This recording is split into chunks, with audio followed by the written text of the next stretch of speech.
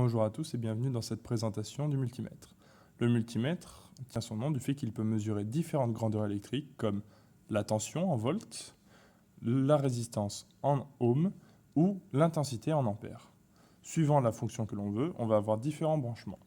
On va toujours utiliser la borne COM qui va nous servir de référence, mais on va pouvoir utiliser la borne volt ou ohm pour la fonction voltmètre ou ohmmètre et les branchements milliampères ou ampères pour mesurer l'intensité suivant l'intensité de notre courant.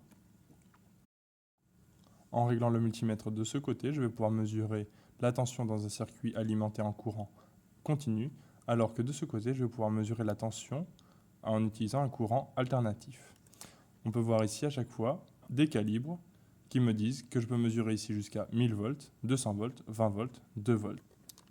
En réglant sur 1000 volts, je vois l'apparition éventuellement d'un moins, d'une valeur qui peut être négative, mais je ne vais pas avoir de décimale.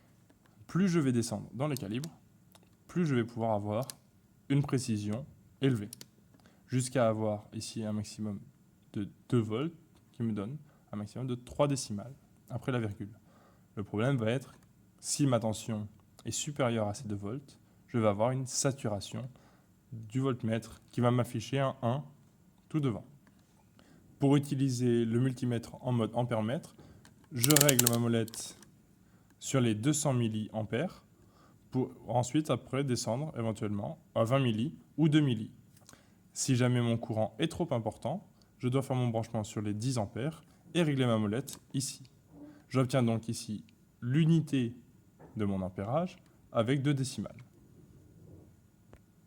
Afin d'utiliser le multimètre en ohmmètre, je vais utiliser les calibres ici pour avoir une possibilité de mesurer jusqu'à 2 mégaohms jusqu'à un calibre de 200 ohms.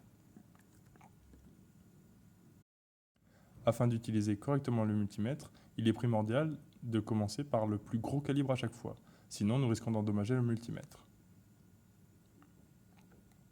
Voilà qui conclut la présentation du multimètre. D'autres vidéos suivront afin de présenter l'utilisation de celui-ci dans les circuits en série et en dérivation. Merci à tous de votre attention et à bientôt.